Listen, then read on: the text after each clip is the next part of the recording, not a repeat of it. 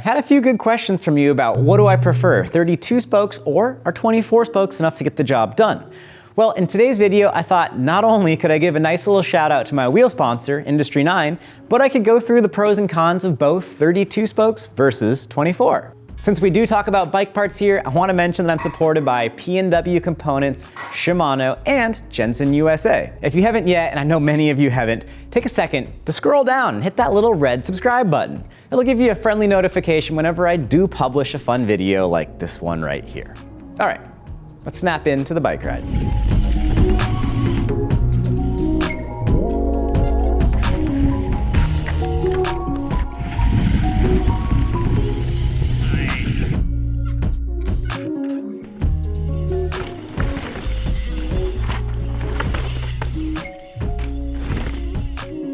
I've been indeed riding both 24-spoke and 32-spoke wheels for the last 6 months. Even better, the wheels I've been riding have identical rims, hubs, and spokes. I've been riding the Industry 9 Enduro 315 wheels with a 29-inch diameter, running Industry 9 aluminum spokes, and carbon fiber rims made by our pals WeAre1 up in BC. My 24-spoke wheels first started life mounted up to the Yeti SB130 lunch ride. The 32-spoke wheels have spent time on the Rocky Mountain Altitude, the Ibis Ripley AF, and this here Ripley AF. This means all of my experiences on the 32-spoke wheels are on pretty stiff frames, and the 24-spoke wheels on a frame that seems to have a bit of a lighter carbon layout.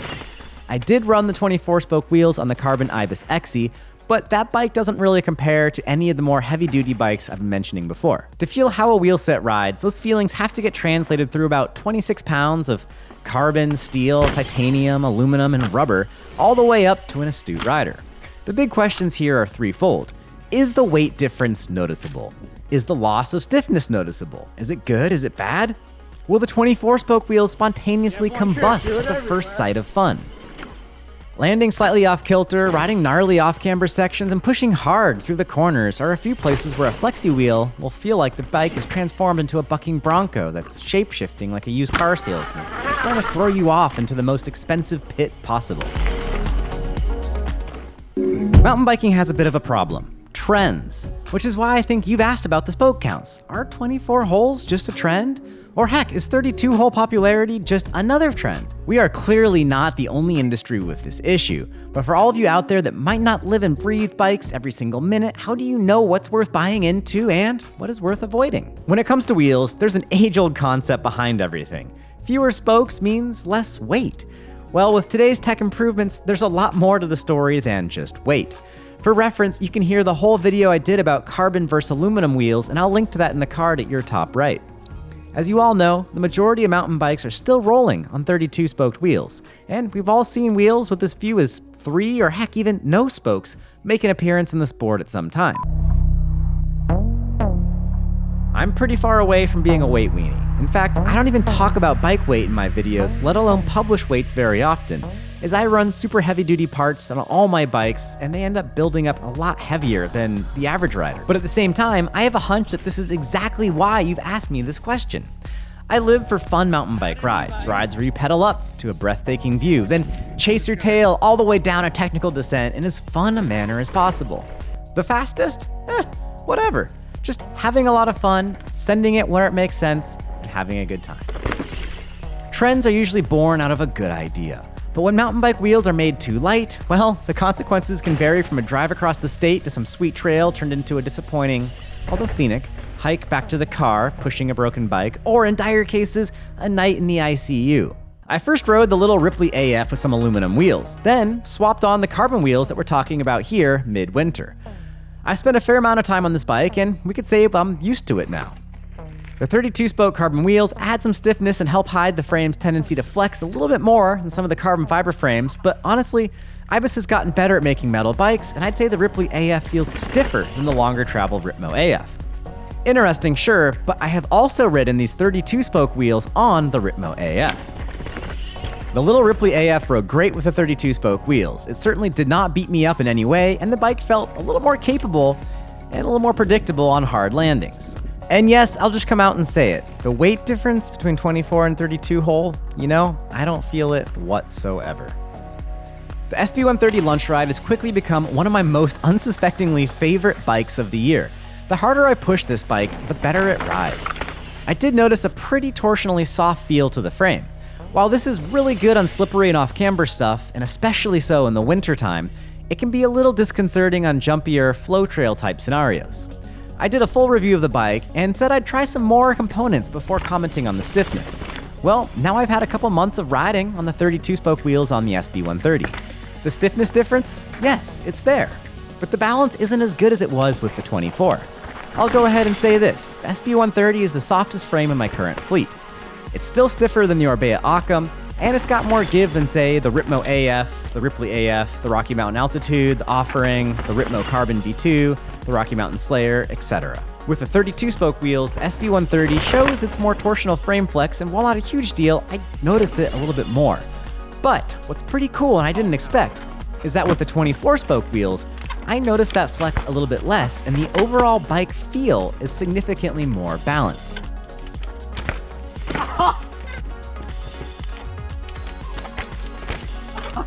Back over on the little Ripley AF. Well, the 24-spoke wheels feel fine on there. I noticed them flexing a little bit more than the 32-spoke, and the frame is stiffer than the Carbon Yeti. While the bike's plenty rideable with the 24-spoke wheels, I am kind of preferring it with the stiffer wheels.